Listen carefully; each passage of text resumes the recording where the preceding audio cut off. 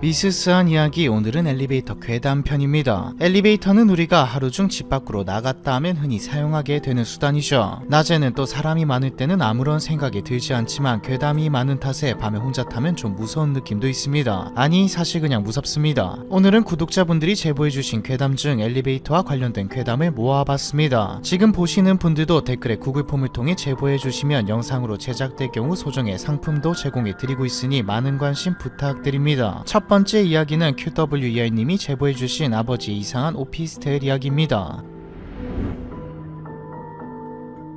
저희 아버지가 올해 69이신데 자식들한테 손 벌리고 싶지 않다 하면서 몇 달 전부터 오피스텔에서 경비 일을 시작하셨습니다. 위치상 집이랑도 가깝고 집에 혼자 계시는 것보단 밖에서 사람들 만나며 쉬엄쉬엄 일하시는 것도 좋겠다 싶어서 응원해드렸죠. 그런데 일을 시작하고부터 자꾸 이상한 일을 겪기 시작하셨습니다. 여기서부터는 아버지의 시점으로 이야기를 해보죠. 출근한 지 한 달쯤 되었을 때 야간 순찰 나갈 준비를 하고 있는데 601호에서 인터폰이 왔습니다. 누가 엘리베이터에서 장난을 치는지 6층에서 자꾸 땡하는 도차금이랑 문 열리고 닫히는 소리가 나니까 살펴봐 달라고요. 일하시는 곳이 신축 오피스텔이긴 한데 종종 엘리베이터 라인과 가까운 방에서 엘리베이터 진동이나 소음과 관련된 민원이 들어왔던 터라 이번에도 그런 거라고 생각했죠. 근데 이런 경우에는 솔직히 관리사무소에서 해줄 수 있는 일은 딱히 없고 나가서 상황이 어떤지 보고 오는 정도입니다. 그래서 601호 아줌마에게 일단 가서 살펴보겠다고 하고 나왔는데 마침 엘리베이터가 1층에 내려와 있었고 젊은 아가씨가 올라타는 게 보였죠. 같이 가자고 쫓아가려다가 밤늦은 시간에 아가씨가 혼자 있어서 기다렸다가 다음 엘리베이터를 타는 게 나을 것 같아 일부러 느긋하게 걸었습니다. 그런데 문이 닫히고 난 후에도 엘리베이터는 다른 층으로 움직이지 않고 계속 1층에 멈춰 서 있었죠. 혹시 그 아가씨가 가지 않고 기다리고 있나 싶어 서둘러 가서 버튼을 눌렀는데 엘리베이터 안에는 아무도 없었습니다. 분명 아가씨가 엘리베이터에 타는 걸 본 것 같은데 이상한 기분이 들었죠. 뭔가 잘못 봤나 하며 6층으로 올라가는데 불현듯 뭔가 떠올랐습니다. 오피스텔은 1층부터 6층까지 상가와 사무실이 있고 7층부터 주거용 오피스텔이 있는 구조입니다. 6층은 사람이 거주하는 층이 아니었던 것이죠. 늦은 시간까지 야근하는 사람이 있는 건가 라고 생각했습니다. 그런데 6층에 도착해서는 몸이 굳어버리고 말았죠. 평소 겁이 없었는데도 식은땀이 흐를 정도였습니다. 601호 앞에는 공실 안내문이 붙어 있었거든요. 문이 잠겨 있어 아무도 들어갈 수 없는 데다가 두들겨봐도 아무도 응답하지 않았습니다. 다음날 관리소장에게 지난밤 겪은 일을 이야기했더니 졸다가 꿈꾼 거 아니냐고 놀리면서도 6층은 절반 이상이 공실이라 한밤중에 인터폰이 울릴 일이 없으며 행여 울리더라도 올라가지 말라고 당부했죠.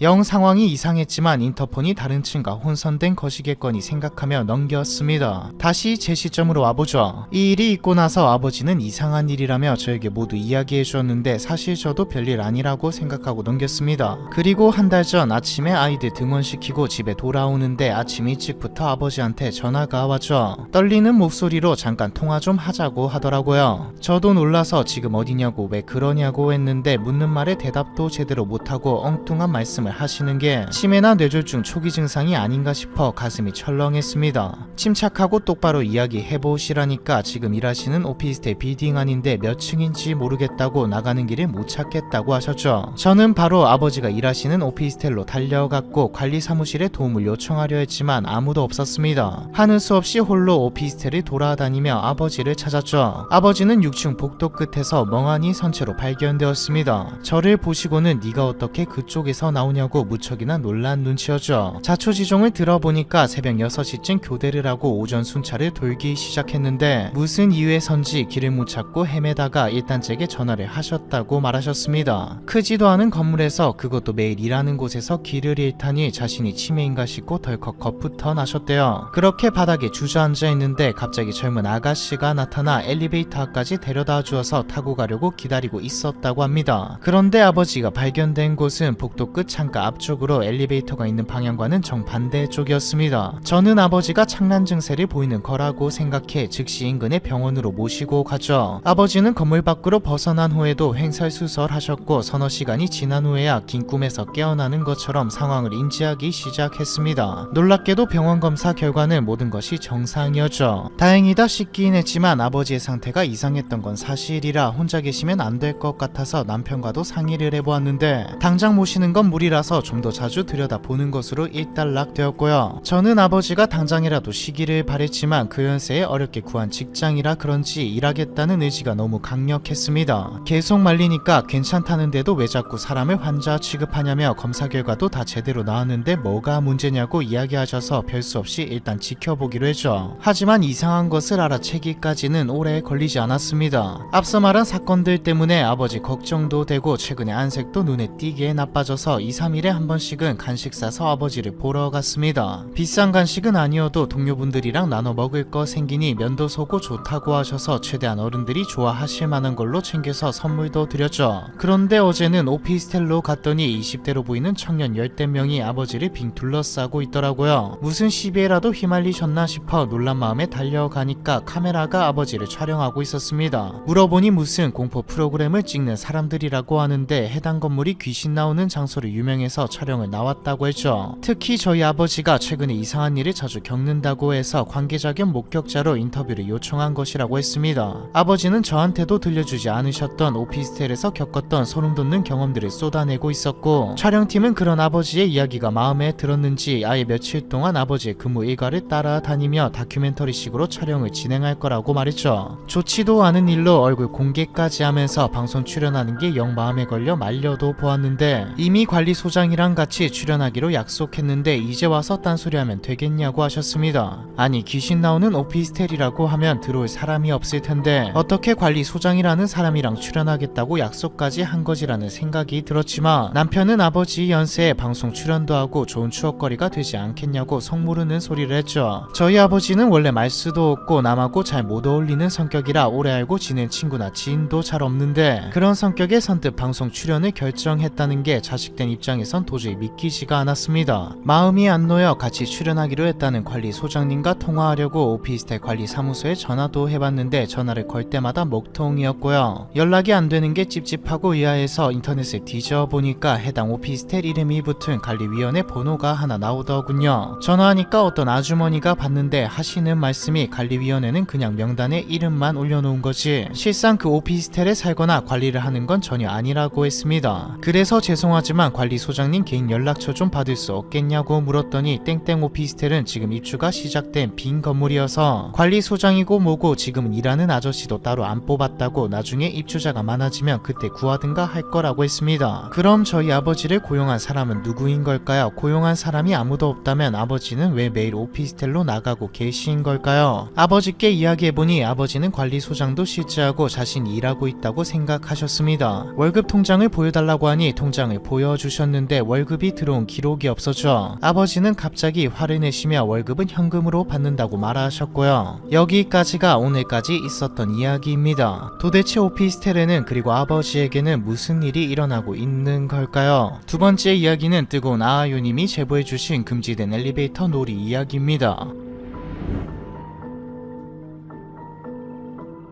지금은 거의 없어졌는데 2000년대 초중반만 하더라도 작은 창문이 달려있는 엘리베이터가 많았습니다. 엘리베이터가 움직일 때마다 창밖으로 벽과 바닥을 통과해서 올라가는 게 보였죠. 엘리베이터 안에서 바깥을 볼 수 있다는 특성 때문에 공포 영화에도 자주 등장했는데요. 층이 바뀌는데 귀신이 같은 자리에 계속 서 있다거나 창문 밖에서 주인공을 기다리는 살인마 등이 나오곤 했습니다. 혼자 탈 때면 그런 잔상들이 생각나 겁이 나기도 했죠. 특히 그 당시에 가장 유명했던 괴담이 하나 있었는데요. 한 여학생이 늦은 밤 엘리베이터를 혼자 타기가 겁나 누구라도 같이 탈 사람이 오길 바라며 밖을 내다보는데 마침 인상 좋아 보이는 아저씨가 뛰어오며 같이 가자고 하죠. 잘됐다 싶어 아저씨와 함께 엘리베이터를 타고 올라가는데 학생이 9층을 누르자 아저씨는 바로 아래 8층을 누르며 윗집에 사는 학생이냐고 살갑게 인사를 건넵니다. 아저씨 덕분에 공포가 가신 학생은 8층 엘리베이터가 멈추자 안녕히 가세요라고 예의 바르게 인사를 하는데요. 내내 인상 좋아 보이던 아저씨는 엘리베이터 문이 닫히는 순간 돌연 인상을 바꿔 품속에서 칼을 꺼내들고 학생을 보며 희죽희죽 웃습니다. 그리곤 뒤로 돌아 미친듯이 계단을 뛰어오르기 시작하죠. 잠시 후 엘리베이터가 9층에 도착하고 문이 열리는데 창문 밖으로 칼을 든 아저씨가 보이면서 끝을 맺는 괴담입니다. 한동안 엘리베이터 실화 살인사건 등의 제목으로 인터넷에 떠돌았던 이 도시 괴담은 애들 사이에서도 인기가 많았는데요. 특히 약간의 연기력을 곁들여서 들려주면 다들 비명을 지르며 무서워하고는 했습니다. 저도 이야기를 듣자마자 평소 친하던 친구한테 해줘야겠다고 생각했죠. 제 친구가 웬만한 거엔 눈 하나 깜짝하지 않는 센 성격이라 겁먹으면 어떤 모습일까 내심 궁금했거든요. 그때 친구가 살던 아파트는 층별로 2가구씩 배치된 소형 아파트로 작은 창문이 있는 엘리베이터를 사이에 두고 2가구가 마주보고 있는 형태였습니다. 몇 번 집에도 놀러 가봤던 터라 엘리베이터 타고 가면서 직접 체험까지 하면 딱일 것 같아서 일부러 너네 집에 가서 같이 공부하다가 가면 안 되냐고 꼬셨죠. 친구는 바로 오케이를 했고 저희는 방과 후 친구의 집으로 향했습니다. 가는 동안 이 얘기 저에게 나누었는데 제 머릿속은 온통 어떻게 해야 더 무서울까 하는 생각뿐이었죠. 저는 타이밍을 계산해서 집에 거의 다 왔을 때 이야기를 시작했습니다. 인터넷에서 본 이야기인데 혹시 들어봤냐고 운을 뗐고 친구는 즉각 반응하면서 얼른 얘기해보라고 졸랐죠. 여학생이 혼자 엘리베이터를 탔는데 인상 좋은 아저씨가 따라 탔다는 대목을 이야기할 땐 이미 친구가 사는 아파트 1층에 도착했습니다. 저는 자연스럽게 이 얘기를 이어가면서 엘리베이터를 탔고 그 친구가 평소처럼 6층을 누르자마자 바로 5층을 눌렀죠. 친구는 왜 5층 버튼을 누르냐고 물었고 저는 일단 들어보라면서 이야기를 이어갔습니다. 엘리베이터는 곧 5층에 도착했고 저는 먼저 내려서 계단과 똑같은 순서로 품속에서 미리 준비한 가짜 칼을 꺼내들고 친구를 바라보며 최대한 괴기스러운 표정을 지었죠. 친구는 이미 겁을 잔뜩 먹은 표정으로 왜 그러냐고 물었습니다. 늘 씩씩하게만 보였던 친구가 잔뜩 쫀 걸 보니 상당히 재미있었습니다. 곧 엘리베이터 문이 닫히고 위로 움직이기 시작했고 저는 전속력으로 계단을 오르기 시작했습니다. 엘리베이터가 6층에 도착해 문이 열리는 순간 친구한테 뛰어드는 것으로 이야기를 끝맺을 생각이었죠. 계단을 깡총깡총 올라서 6층에 거의 닿은 순간 엘리베이터 문이 열리는 게 보였습니다. 저는 문이 열리는 타이밍에 맞춰서 입으로 큰 소리를 내며 친구를 향해 와다다 뛰어가죠. 그런데 엘리베이터 문이 열리는 순간 구석에서 떨고 있는 친구가 저를 보더니 갑자기 헉소리를 내면서 그 자리에 불썩 쓰러져 버렸습니다. 놀려먹을 생각에 잔뜩 들떠있던 저는 완전 겁에 질려 쓰러진 친구를 보고 나서야 정신을 차리고 친구에게 달려갔습니다. 이름을 부르며 흔드는데도 친구는 제 눈을 피하면서 바닥만 보며 덜덜덜 떨더라고요. 그 사이 엘리베이터 문은 닫히고 다시 1층으로 내려가기 시작했습니다. 친구는 완전히 기절한 건 아니었고 너무 놀라서 다리에 힘이 풀린 상태 같았죠. 괜한 개그 욕심에 사람을 잡았구나 싶어서 너무 미안했습니다. 곧 엘리베이터가 1층에 멈추고 문이 열렸는데 아저씨 한 분이 부둥켜 안고 있는 저희를 발견하고는 깜짝 놀라셨죠. 곧 친구네 엄마가 연락을 받고 내려오셨고 저는 대역 죄인이 된 마음으로 계속해서 친구에게 사과했습니다. 친구는 넋이 나간 얼굴로 일단 알겠으니 내일 학교에서 보자고 하고 올라갔죠. 저는 이상한 짓 했다가 친한 친구를 잃고 왕따까지 될지도 모른다는 생각에 밤새 떨었습니다. 다음날 학교에 가니 친구가 이미 나와 있었죠. 친구는 저를 보더니 화가 난 얼굴로 다가왔어요. 그리고 어제 왜 그런 거냐고 물어보더라고요. 저는 거짓말 없이 솔직하게 모든 걸 이야기했습니다. 그냥 놀려줄 생각에 그랬는데 생각이 짧았다고 사과했죠. 그런데 이야기를 듣는 친구의 얼굴이 점점 더 이상해졌습니다. 그러면서 어제 그 여자는 누구냐고 묻더라고요. 집으로 가는 길도 그렇고 엘리베이터 안에서도 친구랑 저 단 둘밖에 없었는데 무슨 여자 얘기하는 거냐고 물으니까 친구는 거의 울 듯한 표정으로 장난하지 말라고 사정했습니다. 진짜 영문을 모르겠어서 왜 그러냐고 물어봤더니 친구가 하는 말이 어제 5층에 도착했을 때 빨간 원피스를 입은 여자가 있었는데 제가 문이 열리자마자 내리더니 그 여자를 가로막고 품속에서 뭔가 이상한 걸 꺼내 자기를 쳐다보면서 웃었다고 합니다. 친구는 제 모습을 보고 무섭다고 생각하기보다는 다른 사람도 있는데 왜 저래 미쳤나 하고 있었는데 갑자기 그 여자가 저를 보면서 미친듯이 웃기 시작했대요. 진짜 입이 찢어져라 웃으면서 깔깔깔 웃는데 엘리베이터 문이 닫히고 제가 계단을 뛰어 올라가니까 그 뒤를 미친듯이 쫓아가기 시작했다고 합니다. 제가 무슨 일을 당할까봐 걱정돼서 작은 창으로 저를 보는데 제가 힘겹게 계단을 올라오는 등에 그 여자가 엎혀 있었다고 말했죠. 여전히 뒤집어지게 웃는 상태로 제 등 뒤에 찰싹 달라붙어 있었다고 했습니다. 잠시 후 엘리베이터가 멈추고 문이 열렸는데 제가 그 여자를 업은 채로 자신에게 달려들었다고 했죠. 너무 무서워서 다리에 힘이 풀려 그대로 쓰러진 후에 제가 뭐라고 소리를 지르면서 자기에게 달라붙었는데 엘리베이터를 타고 다시 1층으로 내려가는 동안에도 빨간 하이힐을 신은 그 여자 발이 저희 곁에 서 있는 게 보여서 감히 시선을 위로 올리지 못하고 바닥만 보고 있었다고 하더라고요. 다시 한번 말하지만 제 기억으로는 집에 가는 가는 길에도 엘리베이터 안에서도 친구와 저 단 둘밖에 없었거든요. 그런데 무슨 여자를 봤다는 건지 이해할 수 없었죠. 저와 친구는 서로 기억이 달라서 한참 동안 실랑이를 했습니다. 그러다 제가 친구에게 나지막이 이야기했죠. 내가 아무리 힘이 세도 성인 여자를 등에 업고 그렇게 빠르게 계단에 뛰어 올라올 수 있었겠냐고. 친구는 그제야 뭔가 깨달은 얼굴을 하고 그 뒤로 집에 돌아갈 때 혼자서는 엘리베이터를 탈 수 없게 되었습니다. 저는 졸업하기 전까지 친구를 집에 데려다 주어야 했죠. 모든 게 저의 죗값이라 귀찮거나 싫진 않았지만 친구를 데려다주고 혼자 엘리베이터를 타고 내려갈 때면 어디선가 그 빨간 원피스의 여자가 튀어나오지 않을까 너무나 무서웠던 기억이 납니다. 이 친구와는 성인이 된 지금까지도 같이 만나서 지내고 있는데 둘 다 여전히 창문 있는 엘리베이터는 무서워서 못타겠다고 이야기하죠. 다행히도 이제는 찾아보기 힘들어서 괜찮지만요. 세 번째 이야기는 업타운 펑크님이 제보해주신 아기 엄마 이야기입니다.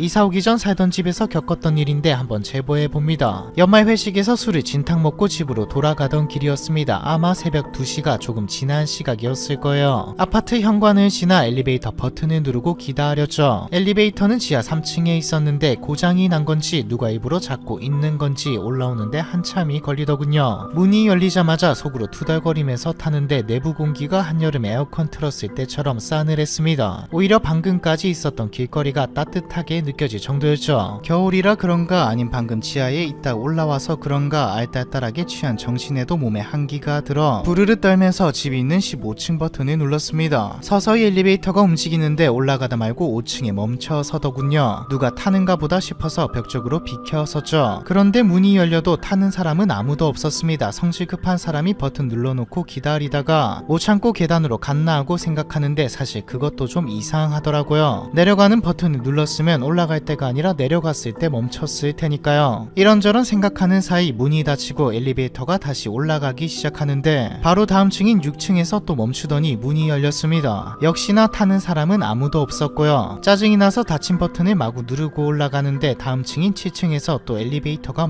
멈춰서죠. 어떤 새끼가 장난질이야 라고 속으로 생각했습니다. 새벽이라 그런지 인기척 하나 없이 고요하더라고요. 얼른 닫힌 버튼을 눌렀습니다. 그런데 또다시 8층에서 멈추며 문이 열렸죠. 근데 이번에는 엘리베이터 앞에 웬 젊은 여자가 한 명 서 있었습니다. 이제 막 30이 되었을까 싶은 앳된 얼굴이었는데 안색은 파리하고 입가는 허옇게 떠있고 자다 말고 겉옷만 급하게 주워입고 나왔는지 차림새도 후줄근한 게 딱 봐도 처지가 안 좋아 보였죠. 여자가 엘리베이터에 타지는 않고 멀뚱멀뚱 서 있기에 안 탈 거냐고 물어봤는데 제 쪽으로는 고개도 돌리지 않고 정면만 주시하면서 가만히 서 있더라고요. 순간 섬찟한 기분이 들어서 안 탈 거면 문 닫습니다 말하고 닫힌 버튼을 눌렀는데 문이 반쯤 닫히다 말고 다시 열렸습니다. 뭔가 싶어서 보는데 여자가 미동없이 그 자리에 서 있었고요. 아, 이제까지 이 여자가 장난친 거구나 싶더라고요. 안 탈 거면 비키라고 타이르고 닫힌 버튼을 눌렀는데 이번에도 문이 닫히다 말고 다시 열렸습니다. 그쯤 되니 저도 화가 나서 지금 뭐 하는 거냐고 자꾸 장난치면 관리실에 연락해서 사람을 부르겠다고 엄포를 놓았습니다. 그랬더니 이 여자가 고개를 돌려 저를 빤히 보면서 저희 애 못 보셨나고 하고 묻는 거예요. 무슨 갑자기 있지도 않은 애 타령을 하냐고 되물으니 애가 안 보여서요 라고 했습니다. 이 새벽에 애를 잃어버렸나 싶어 다시 보는데 그제야 여자가 쓰레빠를 한쪽만 신고 있는 게 보였습니다. 정신이 없어서 신발도 제대로 못 신고 나왔구나 싶었죠. 올라오는 동안에도 아이는 보지 못해서 모르겠다고 대답하며 필요하면 경비실에 호출해주겠다고 하는데 이 여자는 대꾸 없이 계속 정면만 바라보고 있었습니다. 눈동자는 생기라고는 없이 건조한데 여자를 보고 있자니 술기운이 가시면서 점점 등골이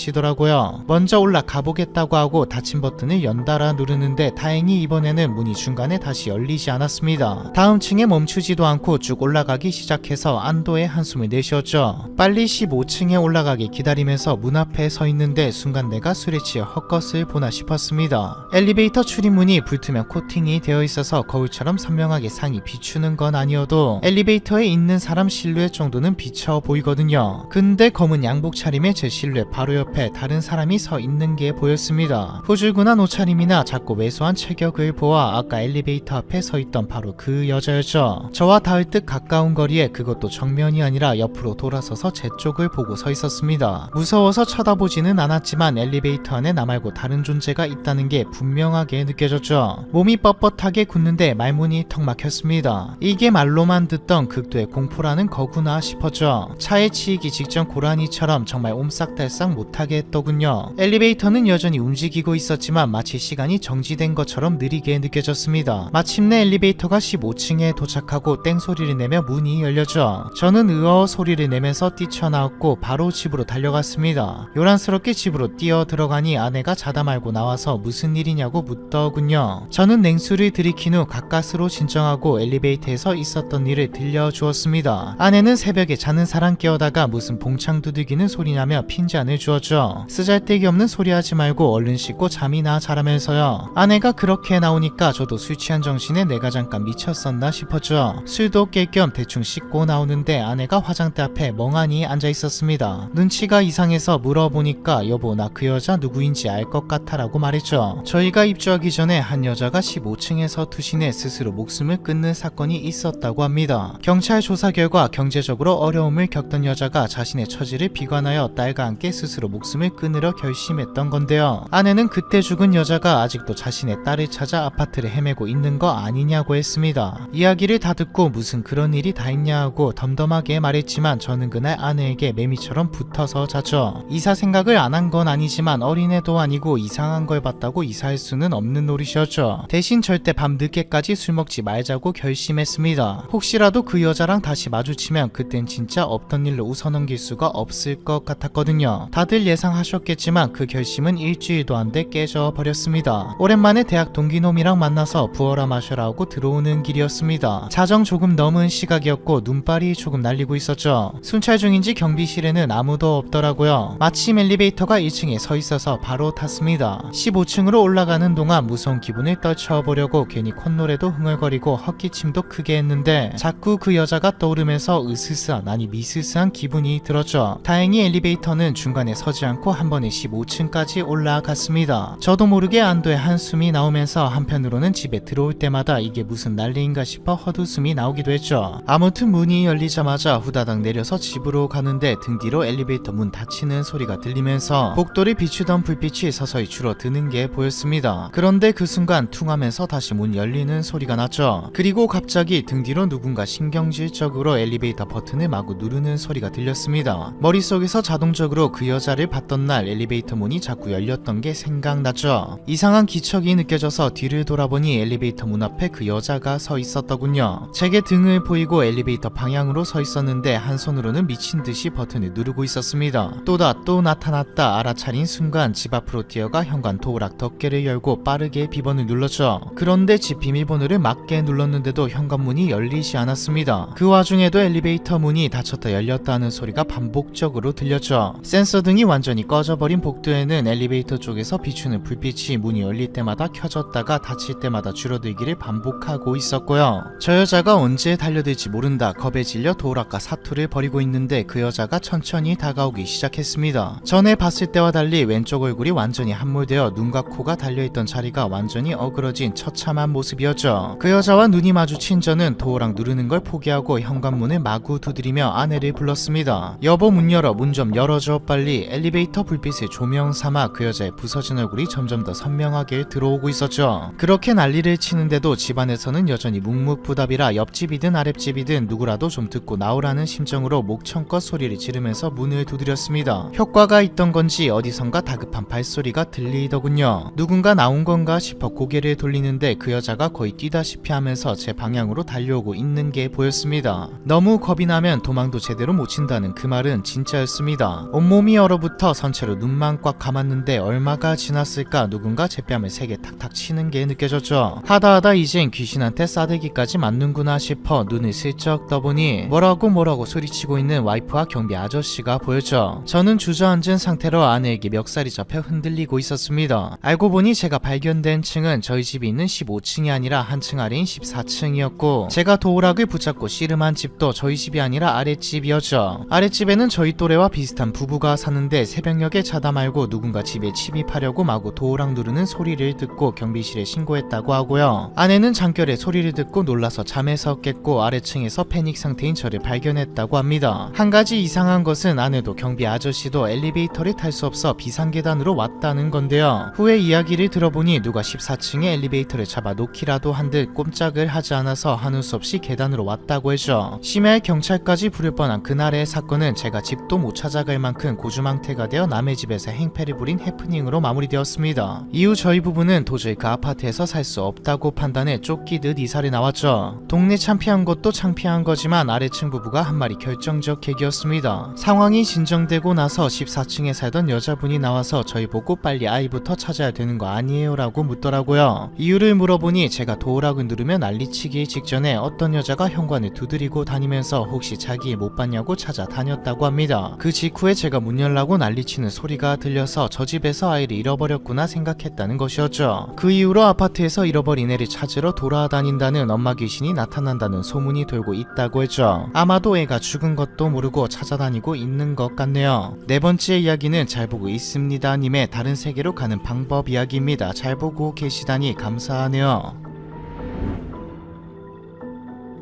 몇 년 전에 인터넷에서 다른 세계에 가는 방법이라는 글이 유행했습니다. 당시 저는 도시괴담이나 전설에 관심이 엄청 많았고 이와 관련한 카페나 커뮤니티도 가입해놓은 상태였죠. 학교 갔다 오면 하루 종일 이 세계 가는 방법을 찾아볼 정도였는데 그중 엘리베이터를 통해 다른 세계에 가는 방법은 10층 이상의 엘리베이터만 있다면 누구나 쉽게 따라할 수 있어서 인기가 높았습니다. 방법은 정말 간단한데요. 하나, 10층 이상 건물에 있는 엘리베이터를 탄다. 이때는 반드시 혼자여야 합니다. 둘, 엘리베이터에 탄 상태에서 4, 2, 6, 2, 10층을 누르고 순서대로 이동한다. 이때 중간에 누군가가 타면 실패로 처음부터 다시 시작해야 합니다. 셋, 10층에 도착하면 내리지 않고 5층을 누른다. 넷, 5층에 도착하면 젊은 여자가 엘리베이터에 탈지도 모른다. 이때 그 여자와 눈이 마주쳐서는 안 되며 먼저 말을 걸거나 대화를 나눠서도 안 된다고 합니다. 이건 본인의 안전을 위해서 반드시 지켜야 하는 수칙이라고 하죠. 다섯, 여자가 타 있건 없건 1층을 누른다. 여섯, 여기까지 순서대로 잘 따라했다면 엘리베이터는 10층에 도착한다. 여기서 그만 멈추고 싶다면 도착하기 전에 다른 층을 눌러야 한다고 합니다. 마지막 기회이니 두렵다면 망설이지 말고 누르라고 되어있죠. 7. 이 상태로 10층에 도착했다면 성공, 그리고 이 세계에 도착했다면 바로 알아차릴 수 있다고 했습니다. 그곳에는 사람이 자신밖에 없으니까요. 제가 이 시리즈를 좋아했던 가장 큰 이유는 다시 돌아오는 방법과 금기 등 자세한 설정이 존재했다는 것이죠. 먼저 현실로 돌아오는 방법은 5번째 순서에서 여자가 엘리베이터에 탔는지 타지 않았는지에 따라 나뉩니다. 만약 탄 상태로 10층에 도착한 경우에는 10층에 내렸다가 다시 타서 올 때 사용했던 패턴 4, 2, 6, 2, 10층을 누르고 순서대로 이동한 후 1층을 누릅니다. 이때 엘리베이터가 1층으로 가지 않고 다시 10층으로 간다면 도착하기 전에 6에서 8층 중 아무거나 눌러 다시 현실 세계로 돌아올 수 있다고 하죠. 5번째 순서에서 여자가 엘리베이터에 타지 않은 상태로 10층에 도착한다면 내리지 말고 곧바로 1층을 눌러야 합니다. 버튼이 인식이 안 된다면 될 때까지 계속 연타해야 하고요. 이 버전이 가장 잘 알려진 다른 세계에 가는 방법인데 집에 가기 위해서 매일 타는 엘리베이터를 이용해 이 세계로 간다는 점이 신비로우면서도 무서워서 좋았습니다. 그런데 어느 날 여느 때와 같이 이런 이야기를 찾아보다가 이 세계에서 돌아왔습니다라는 글을 봤습니다. 지금 알려진 엘리베이터로 이 세계 가는 방법은 맞으나 세계에 대한 설명은 다르다는 내용이었죠. 가는 방법은 동일하지만 다른 세계에 도착했는지 확인하는 방법이 사실상 없다는 겁니다. 이 방법을 통해서 도착한 세계도 살던 곳과 비슷한 곳이기에 알아차리기 쉽지 않다는 것이었죠. 딱 하나 다른 점이 있는데 이 세계를 갈 때 사용했던 엘리베이터, 즉 건물에 무언가 일어난다는 것이었죠. 자신은 위의 방법에서 5층에서 여자가 타고 10층에서 내렸다고 했습니다. 하지만 다른 세계에 정말 나밖에 없는지 확인하기 위해 바로 다시 타지 않고 내려서 창밖을 확인해봤다고 했죠. 그런데 너무나도 평소와 같은 모습이었다고 합니다. 길거리는 익숙한 풍경이었죠. 사람도 많았고요. 뭐야 아무 일도 안 일어나네라고 생각하며 약 일주일을 살았다고 합니다. 그리고 일주일 뒤 자신이 사용했던 엘리베이터가 있는 건물이 화재로 불에 타버리고 말았죠. 글쓴이는 혹시나 싶어 밤에 현장에 들어가 엘리베이터를 눌러보았는데 작동했다고 합니다. 그리고 이전과 똑같은 방법으로 순서대로 실행하였는데 화재가 난 건물에서 그것도 새벽에 5층에서 여자가 탔다고 하죠. 여자가 타고 나서 1층을 눌렀을 때 엘리베이터는 10층으로 올라갔습니다. 그리고는 생각했답니다. 내가 이 세계에 와서 엘리베이터로 이 세계로 가는 법을 하고 있으니 지금 있는 세계 입장에서는 내가 원래 살던 세계가 이 세계일 테니 다시 돌아가려면 아예 내려야 한다고 생각해 저번과 같이 10층에서 아예 내렸다고 했죠. 10층에 내려서는 곧장 집으로 향했는데 사실 자기도 자신이 미쳤다고 생각했답니다. 한밤중에 이게 뭐하는 짓인가 싶어서 말이죠. 그런데 집에 도착해보니 어머니가 갑자기 벌떡 일어나 자신에게 안겼다고 했습니다. 어머니를 진정시키고 왜 그러냐고 했더니 도대체 일주일간 이야기도 없이 어디에 갔다 온 거냐고 말하셨고요. 저는 이 이야기가 하기가 너무 재밌었습니다. 언젠간 기회가 있다면 한번 시도해보리라는 마음을 먹었죠. 도전 욕구는 학원 끝나고 집에 가는 동안 계속 커졌고 무의식 중에 10층 이상 건물을 스캔하고 있는 제 자신을 발견했습니다. 마침 근처 친구네가 있던 건물이 13층 건물이라서 안성맞춤일 것 같았죠. 만약에 하다가 다른 어른들한테 걸리더라도 친구 만나러 왔다고 하면 되니까요. 매뉴얼에는 새벽 3시가 가장 좋다고 나와 있었지만 학생 신분이라 그렇게 늦은 시간에 집 밖에 나오는 건 불가능하니 더 늦기 전에 후딱 해치우고 집에 가자라는 생각이 들었죠. 저녁 10시가 조금 안 되었던 걸로 기억합니다. 다른 세계에 가는 방법은 처음부터 끝까지 혼자 해야 해서 혹시나 다른 사람들이 있을까봐 두리번거리며 건물 안으로 들어갔습니다. 운이 좋았는지 다른 사람들은 나오지 않아서 혼자 엘리베이터를 타는 데까지는 성공했죠. 처음에는 심장 소리가 들릴 정도로 긴장되었는데 막상 엘리베이터를 타니까 내부 전등 때문에 환해져서 무서움도 약간 가시더라고요. 저는 침착하게 4, 2, 6이 10층 순서로 버튼을 누르고 이동했습니다. 엘리베이터 문이 열릴 때마다 각층 복도가 보이는데 불빛 하나 없이 어두컴컴해서 오싹한 기분이 들었죠. 10층으로 올라갈 때쯤에는 진짜로 이 세계로 갈 거라는 기대보다는 유명한 도시계담을 실제로 따라하고 있다는 생각에 짜릿하기까지 했죠. 10층에 도착해서 블로그에서 본대로 5층을 눌렀습니다. 그래서 본대로라면 이제 5층에서 어떤 여자가 탈 수도 있는데 그 여자는 사람이 아니라 절대 말을 섞어서는 안 된다고 했죠. 설마 진짜로 여자가 타겠냐 싶으면서도 혹시나 하는 마음에 긴장이 되더라고요. 엘리베이터 벽에부터 조마조마한 마음으로 문이 열리길 기다렸습니다. 이윽고 엘리베이터가 5층에 도착하고 문이 열렸죠. 역시나 아무도 없었고 복도는 컴컴했습니다. 그럼 그렇지 저는 내심 여자가 없다는 것에 안도하며 1층 버튼을 눌렀죠. 엘리베이터 문이 서서히 닫히는데 갑자기 5층 복도 끝에 환하게 불이 켜지는 게 보였습니다. 여전히 복도에는 아무도 없었는데 복도 끝쪽에 센서등이 켜진 거죠. 마치 누군가가 있는 것처럼 말입니다. 순간 소름이 돋아서 1층 버튼을 미친듯이 눌렀습니다. 엘리베이터는 곧 움직이기 시작했죠. 저는 혹시나 엘리베이터가 그래서 본 것처럼 10층으로 올라가진 않을까 걱정했는데 다행히 엘리베이터가 아래로 움직이는 게 느껴졌습니다. 그런데 엘리베이터 문 위쪽을 보니 층수는 오히려 올라가고 있었죠. 순간 숨이 턱 막히더니 정신이 아득해졌습니다. 발에 힘이 풀리더니 그 자리에서 쓰러지고 말았죠. 일어났을 때는 병원이었습니다. 몸에는 별 이상 없다는 이야기를 듣고 태어난 뒤 엄마한테는 잔소리를 듣고 다시는 이러지 말아야겠다고 생각했죠. 집에 도착한 뒤에는 컴퓨터 안에 있던 이 세계 관련 자료를 모아둔 폴더도 삭제해버렸죠. 더 이상 이쪽으로 관심을 가지면 안 될 것 같았거든요. 그런데 일주일 뒤 어머니가 집에 와서는 제가 쓰러졌던 그 건물에 불이 났다는 이야기를 해주셨습니다. 그 말을 듣고 달려가 보니 진짜 건물이 까맣게 그을려 있었죠. 저는 새벽에 집에서 몰래 나와 화재가 난 건물로 향했고 혹시나 싶어 엘리베이터를 눌러보았지만 작동하지 않았습니다. 얼마 뒤 그 건물은 아예 철거되고 새로운 건물이 들어섰죠. 솔직히 저는 그냥 일련의 사건들인지 정말 이 세계에 온 것인지는 잘 모르겠습니다. 지금도 얼떨떨하니까요. 이상한 점은 이 세계에서 돌아왔다는 글을 아무리 찾아봐도 찾을 수 없다는 것이죠. 혹시 저와 같은 경험을 하신 분이 있으실까요? 마지막 이야기는 저번에 이어 한 번 더 제보해주신 박상윤님의 그 회사의 아가씨 이야기입니다.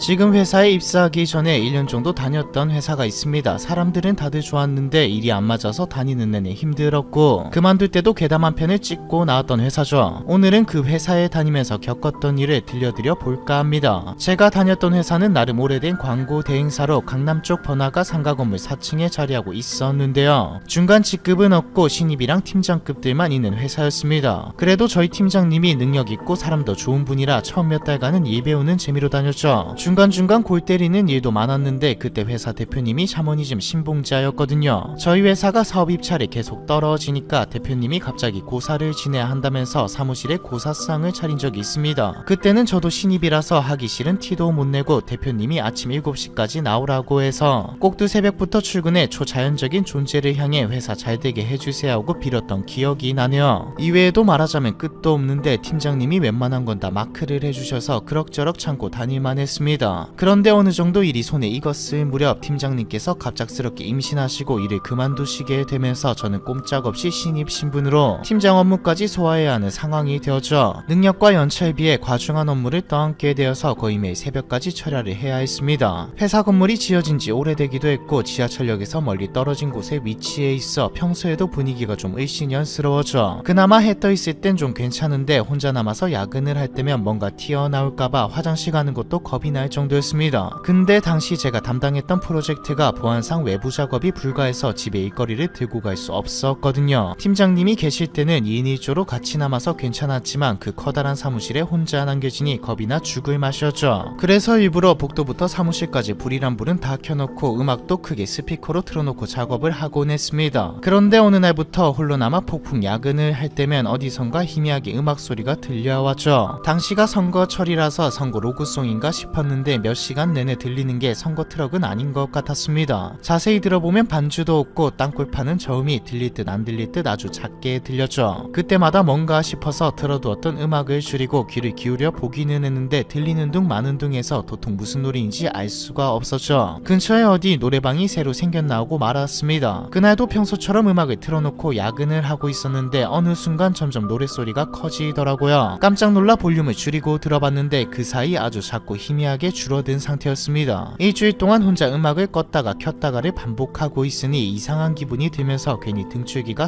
서늘해지더라고요. 예전에 팀장님께서 우리 건물에 귀신 나오니까 혼자 늦게까지 있지 말라고 했던 것도 생각나고요. 그냥 내일 아침 일찍 출근해서 하는 게 낫겠다 싶어 서둘러 컴퓨터를 끄고 일어나는데 모니터 앞에 놔두었던 지갑이 보이지 않았습니다. 어디 있지 싶어 가방이며 코트며 다 찾아봤는데 안 나오더라고요. 분명히 낮에 점심 먹고 사무실로 돌아와서 모니터 앞 늘 두던 자리에 둔 것 같은데 찾을 수가 없었죠. 지갑 속에 사무실 보안카드 키가 있어서 못 찾으면 집에 돌아갈 수도 없는 상황이었습니다. 바닥에 떨어졌나 싶어 책상 아래를 찾아보는데 벽과 맞닿은 구석진 자리는 잘 보이지 않았습니다. 휴대폰으로 손전등을 켜고 안쪽을 비춰보는데 순간 책상 끝쪽에서 여자 발이 보였죠. 젓갈색에 굽이 없는 낮은 구두를 신고 가지런하게 발끝을 붙이고 서 있었습니다. 너무 놀라서 비명을 지르며 뒤로 자빠져 버렸죠. 넘어지면서 휴대폰도 놓쳐버렸는데 얼른 집어서 다시 책상 아래를 비춰보니 아무것도 없었습니다. 바로 밖으로 뛰어나가고 싶었지만 그 짧은 순간에도 지갑이 없으면 사무실 문을 잠글 수 없고 그렇다고 문 열어놓고 갔다가 도둑이라도 들면 컴퓨터며 아이맥이며 다 들고 갈 텐데 내가 물어줘야 하는 게 아닌가 하는 현실적인 걱정이 들었죠. 지금 생각하면 웃기지만 당신은